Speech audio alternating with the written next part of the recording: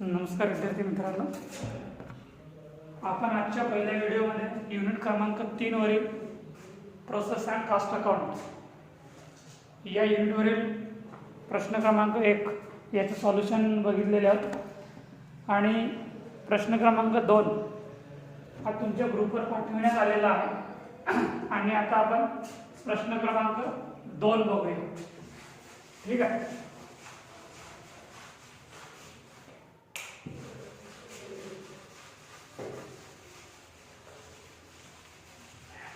Solution करायच्या आधी आपण बघून घेऊ उदाहरण वाचून की उदाहरणात आपल्याला ॲक्च्युली काय दिलेलं आहे, किती प्रोसेस आपल्याला तयार करायची आहे.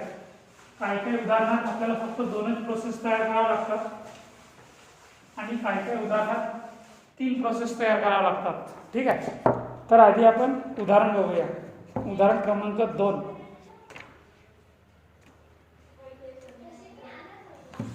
उदाहरण क्रमांक 2 बघूया. बघा,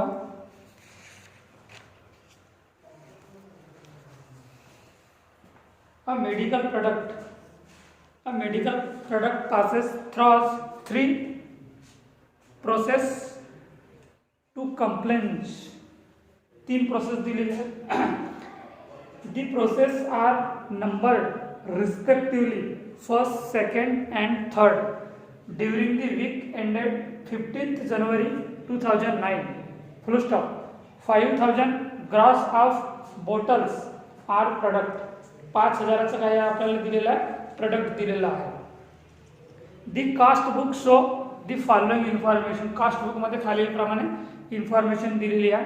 प्रोसेस 1, प्रोसेस 2 आणि प्रोसेस 3 याचा बघा रिस्पेक्टिव्हली माहिती दिलेली आहे. मटेरियल दिलेलं आहे, लेबर दिलेला आहे, डायरेक्ट एक्सपेन्सेस दिलेला आहे. कास्ट ऑफ बॉटल्स फक्त प्रोसेस 2 ला दिलेला आहे. प्रोसेस 1 आणि प्रोसेस 3 ला बॉटलची कॉस्ट दिलेली नाही आहे.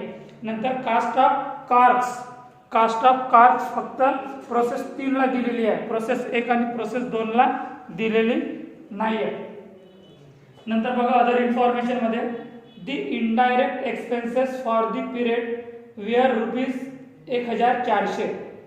ठीक आहे. Indirect expenses for the period were ₹1400. The by product were for ₹145 process 2 ला जाणार आहेत आणि रेसिड्यू सोल्ड ₹166.75 प्रोसेस 3 ला जाणार आहेत. याच्यात काही इन्फॉर्मेशन दिलेली आहे, ते प्रोसेसनुसार आपल्याला डिस्ट्रीब्यूट करायची आहे. Prepare the account in respect of each of the process showing it's cost of production of the finished product per gross of bottles. ठीक आहे.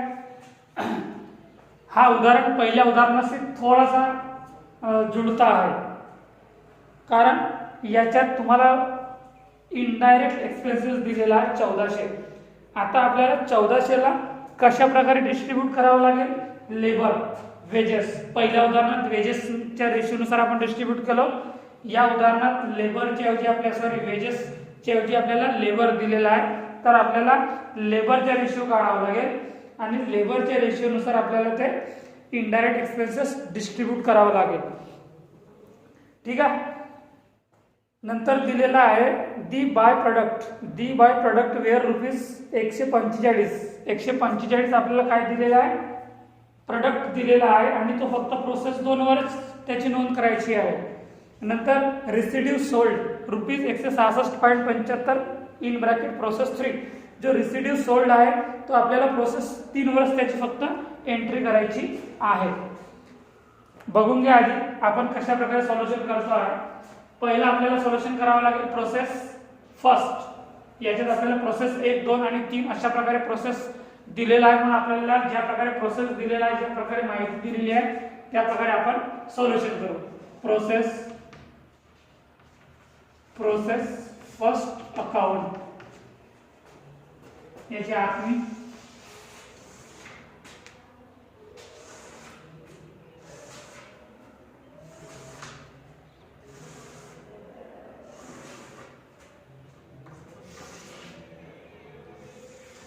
particulars. particulars per unit rupees, particulars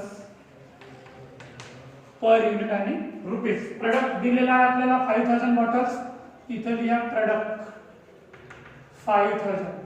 ठीक आहे. काय दिलेलं आहे आपल्याला उदाहरणात बघा, मटेरियल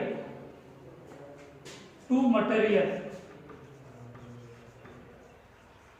किती दिलेलं आहे उदाहरणात बघा, प्रोसेस ए चं 3000 दिलेलं आहे, याचा आपल्याला पर युनिट काढावं लागेल, तर 3000 भागीला 5000 किती निघेल, 3000 भागीला 5000 0.6. नंतर लेबर टू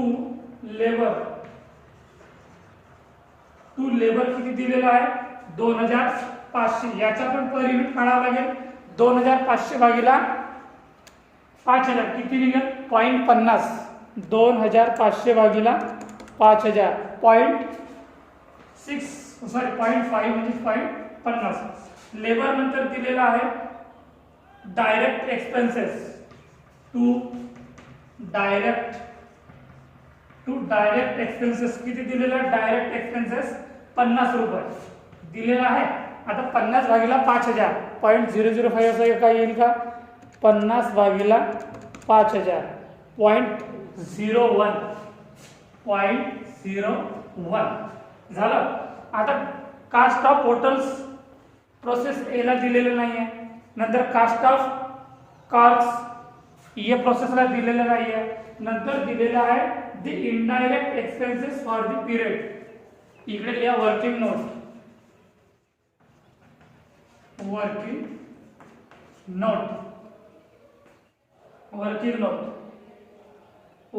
मध्ये लिहा allotted to labor, allocated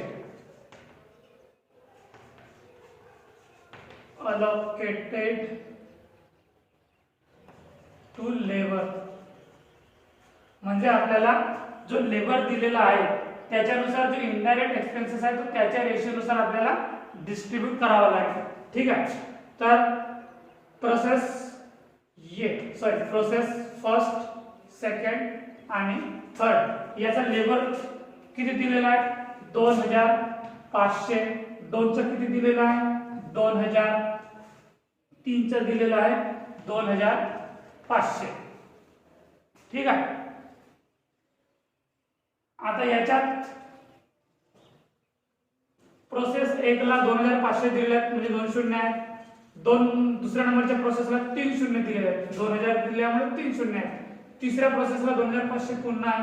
तर याच्यात कॉमन किती झिरो आहेत, आपल्याला कॉमन किती झिरो कट करता येईल 2 झिरो कट करता येईल. ठीक आहे.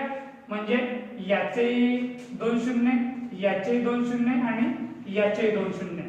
आता याला भाग कितीने जाऊ शकते बघा 20 ला. अशी एक संख्या निवडायची की एका संख्येने सर्व संख्येला भाग गेला पाहिजे. ठीक आहे. जर भाग जात नसेल तर मग जे आपल्या शिल्लक उरलेला आहे 25, 20 आणि 25 तर मग हाच रेशिओ ठेवायचा. ठीक आहे. भाग जाते का कितीने जाते बघा, एक संख्येने जाते का भाग 5 5 25, 5 20, 5 25 नाही जाणार. 4 ने तर कोणत्याच संख्येला जाणार नाही, 5 ने सुद्धा नाही जाणार. अजून कशा शोधा कशाने भाग जाऊ शकते आहे.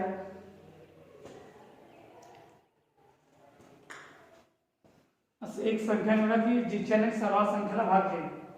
5 5 25, 5 ने सर्वांना भाग घेईल 5,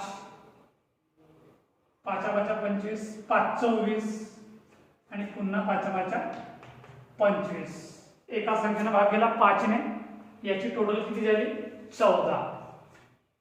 अशी एक संख्या निवडायची की त्या संख्येने सर्व संख्येला भाग गेल्या पाहिजे. जर भाग जात नसेल तर ही जी शेवटची उरलेली संख्या आहे या संख्येनुसार तुम्ही ती डिस्ट्रीब्यूट करू शकता.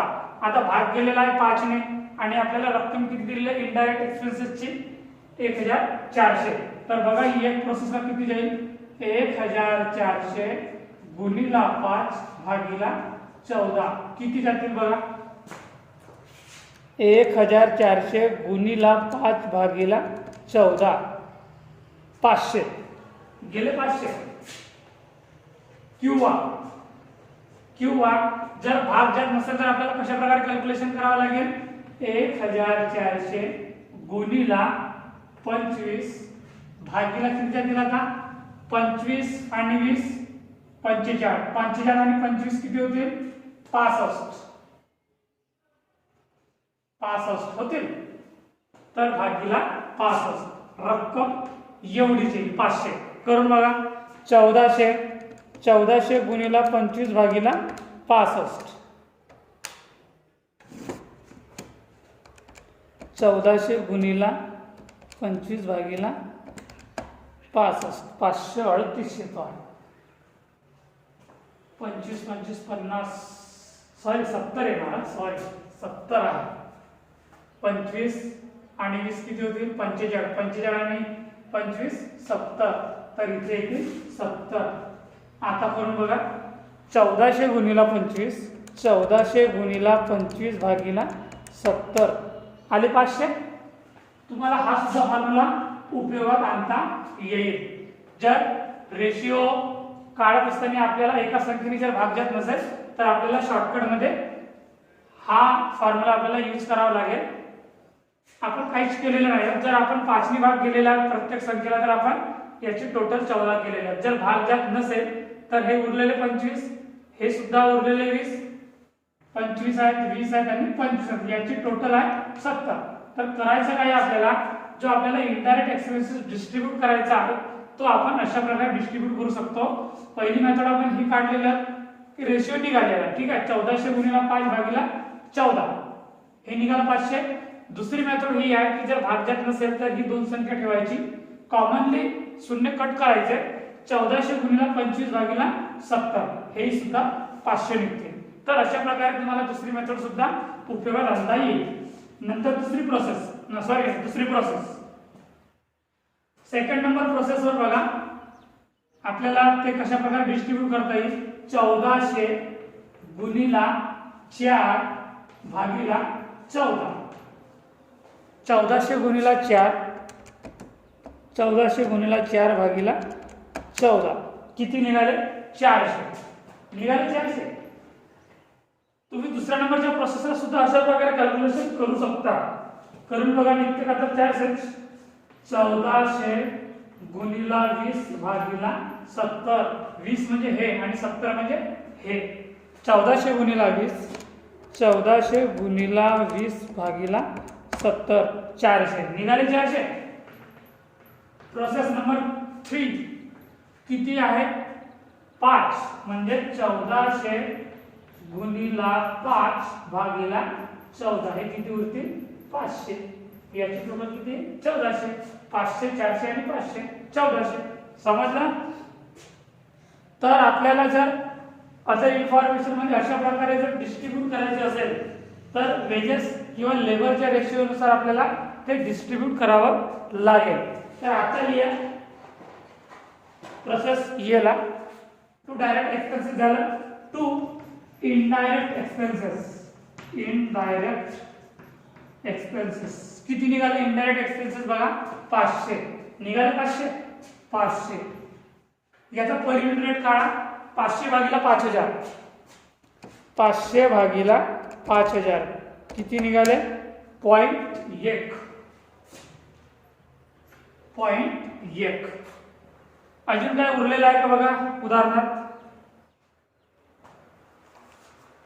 उदाहरणार्थ अजून आपल्याला काही उरलेलं नाहीये पण कास्ट ऑफ बॉटल्स प्रोसेस 2 ला दिलेला आहे आणि प्रोसेस 3 ला दिलेला नाहीये प्रोसेस 1 ला दिलेला नाहीये नंतर कास्ट ऑफ कॉर्क्स प्रोसेस 1 ला नाहीये प्रोसेस 2 ला नाहीये पण प्रोसेस 3 ला आहे बट याची एंट्री आपल्याला करावी लागेल नसेल तरी चालेल to cost of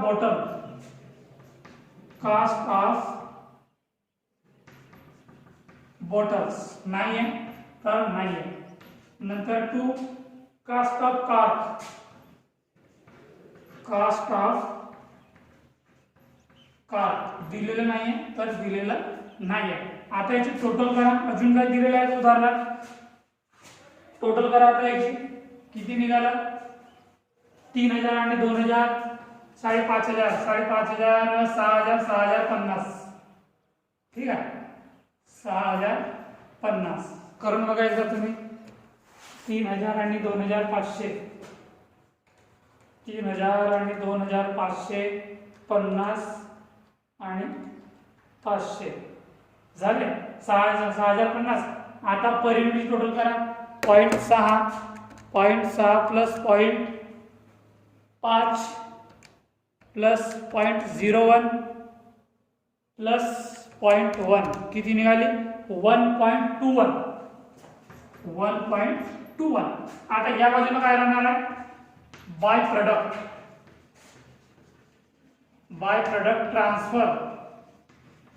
transfer to next process किती, 1.21 त्याचं पर कॉस्ट व्हॅल्यू आहे आणि 6050 त्याची कॉस्ट आहे, याची टोटल राहणार आहे 1.21 6050.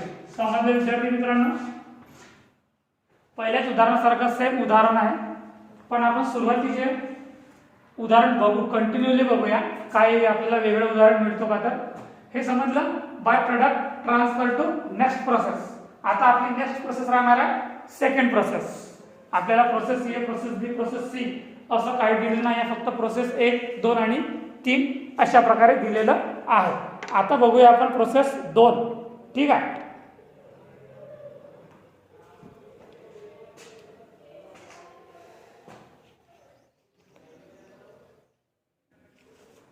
याला मिटवतो आहे,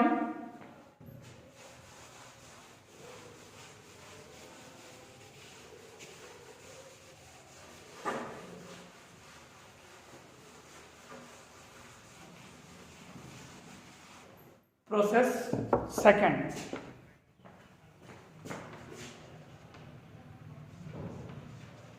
प्रोसेस दुसरा प्रोसेस आहे, ठीक आहे. याच्यात आपण तशाच प्रकारे आखणी करू जशी आपण प्रोसेस 1 मध्ये केलं होतं, ठीक आहे.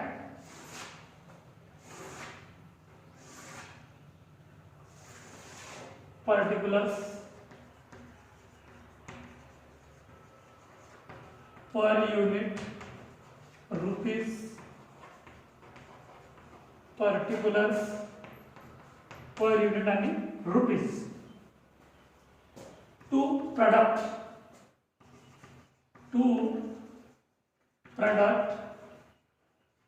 Transfer from process first account.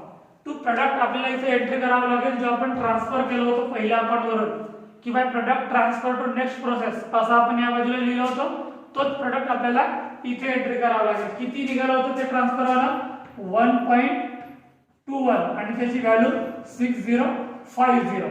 समजला.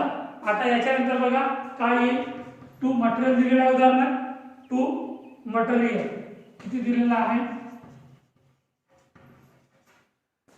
टू मटेरियल किती दिलेलं आहे, 1500 दिलेलं आहे. 1500 भागीला 5000 करा, त्याचा पर युनिट कॉस्ट निघेल 1500 भागीला 5000 0.3. नंतर टू लेबर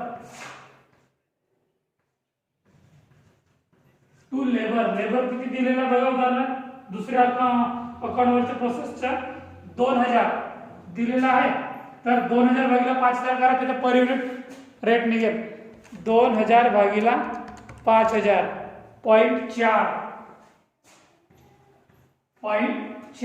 लेबर नंतर काय दिलेला आहे, टू डायरेक्ट एक्सपेन्सेस दिलेला आहे, टू डायरेक्ट एक्सपेन्सेस किती दिलेला आहे, डायरेक्ट एक्सपेन्सेस 100 दिलेला आहे, 100 भागीला 5000 करा, त्याचा पर युनिट रेट निघेल, ठीक आहे. करा 100 भागीला 5000, 100 भागीला 5000 किती निघाली आहे, 0.02. टू डायरेक्ट एक्सपेन्सेस नंतर काही आपलं उरलेलं आहे, to cost of bottles, to cost of bottles किती दिलेलं आहे? कास्ट ऑफ बॉटल 2060 दिलेला आहे. 2060 भागीला 5000 करा. 2060 भागीला 5000 किती निघाली व्हॅल्यू याची? 0.412. 0.412. टू कास्ट ऑफ बॉटल झालं. To cost of corks, to cost of cork, to cost of cards किती दिलेला? कास्ट ऑफ कार्ड्स दिलेला आहे का? आपल्याला कास्ट ऑफ कार्ड्स दिलेला नाही आहे, फक्त तिसऱ्या प्रोसेसला दिलेला आहे, म्हणून याची अमाउंट सुद्धा नेल. नंतर आपण ते कॅल्क्युलेशन केलेलं बघा. To indirect expenses, indirect expenses किती निघाला होता? बी प्रोसेसचं म्हणजे प्रोसेस 2 प्रोसेसचं किती निघालं होतं? 400 रुपये निघाले होते. तर इथे अमाउंट मध्ये येईल 400 आणि पर युनिट काढायच्या तर 400 भागीला 5000. 400 भागीला 5000 किती निघेल? 0.08. 0.08. अजून काय दिलेलं आहे का आपल्याला बी प्रोसेस साठी?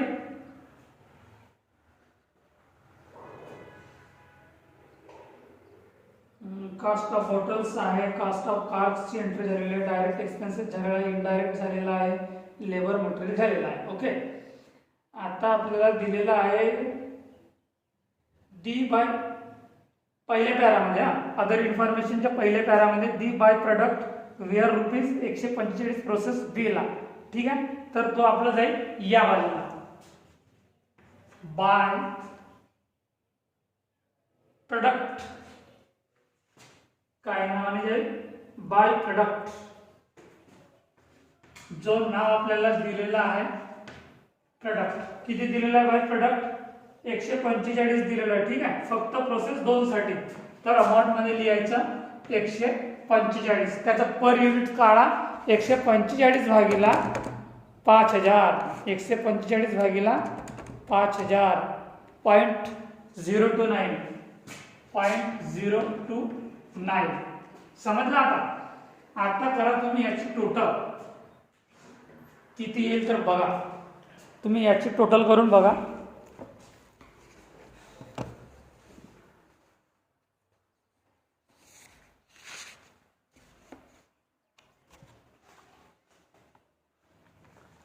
किती आहे? 6050.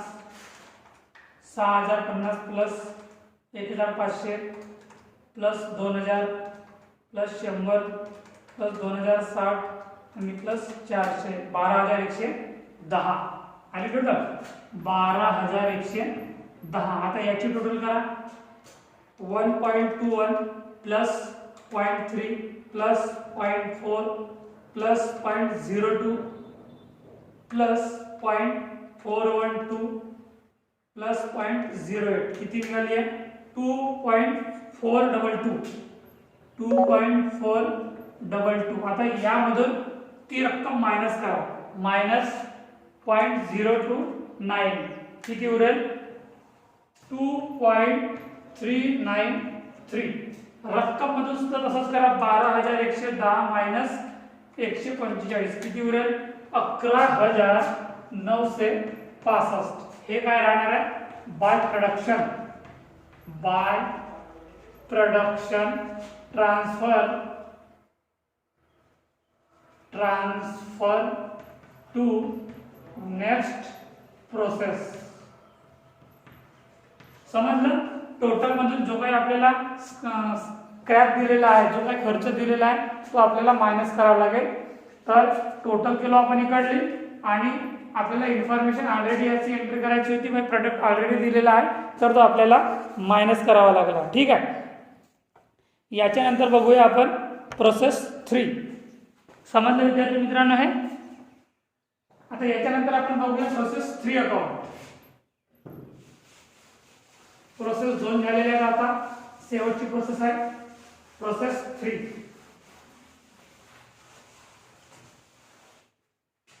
प्रोसेस 3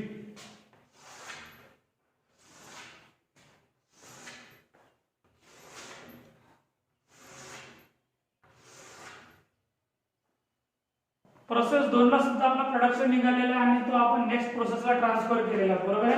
तर इकडे काय येईल, टू प्रोडक्शन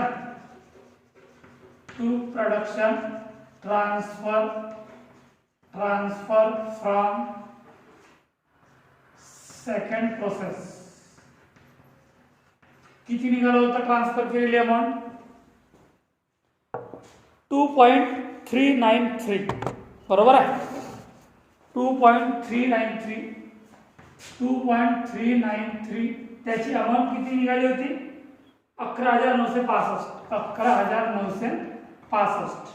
आता येऊ आपण उदाहरणाला. उदाहरणात काय दिलेलं आहे आपल्याला, ठीक आहे. टू मटेरियल दिलेला आहे, टू मटेरियल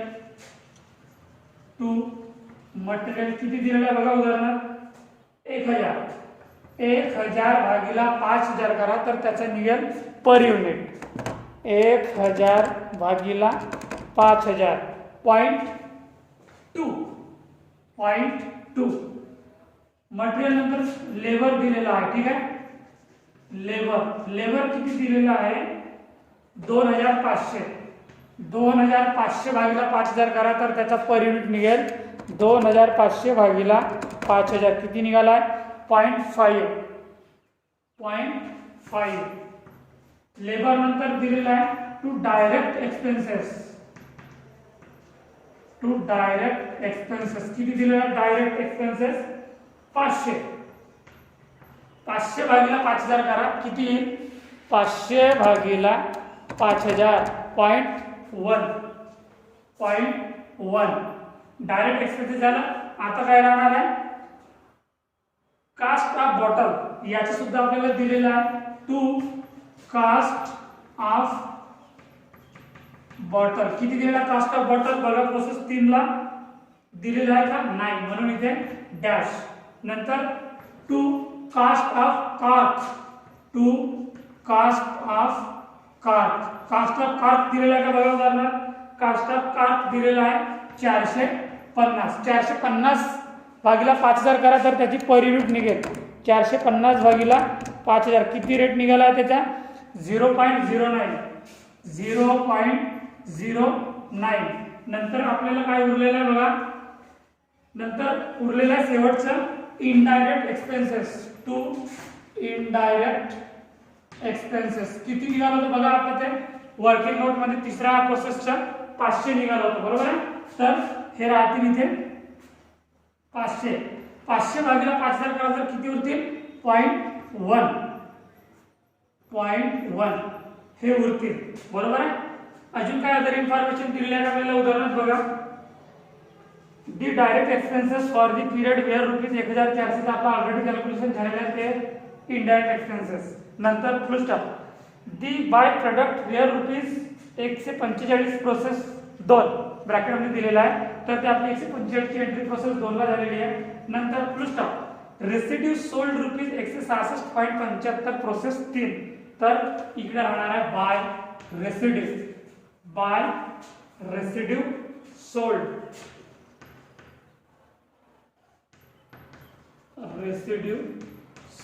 किती दिलेला आहे, 166.75 रुपये. तर रुपयाच्या कॉलममध्ये जाईल 166.75 रुपये. याचा पर रेट काढा, 166.75 भागीला 5000 किती निघाला, 0.0335 एवढं त्याचं निघालं रेट.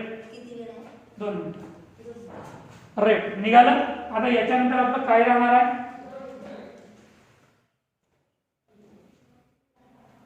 शेवटचा मुद्दा आपला राहणार आहे बाय प्रोडक्शन. आता टोटल करावं लागेल त्यासाठी आपल्याला, बरोबर आहे. तर टोटल करा आधी याची किती निघाली आहे, 11,965 plus 1000 plus 2500 plus 500 plus 450 plus 500 16,915 इकडे टोटल करून घ्या, 16,915. पर युनिटचा टोटल करा, 2.393 plus 0.2 plus 0.5 plus 0.1 plus 0.09 and plus 0.1 3.383 समजलं. आता याच्यामधून तो रेसिड्यू सोल्ड मायनस करा. 3.383 मधून मायनस 0.0335 किती उरेल 3.34965 समोरचे आकडे लिहू शकता किंवा नाही लिहू शकत. आता रक्कम किती आहे 16,915 मायनस 166.75 किती उरतील 16,748.25 हे काय राहणार आहे by production transfer to godown transfer to godown समजला. 3.383 समजलं विद्यार्थी मित्रांनो. प्रोसेस अकाउंट खूप सोपा युनिट्स आहे म्हणून मी तुम्हाला सांगतो आहे की सुरुवातीचे जर तुम्ही 5-6 उदाहरण केअरफुली लक्ष देऊन ऐकले आणि समजून घेतले तर तुम्हाला पूर्ण युनिट समजेल असं आहे. बाकीचं उदाहरण आपण दुसऱ्या व्हिडिओमध्ये घेऊया. ठीक आहे. धन्यवाद.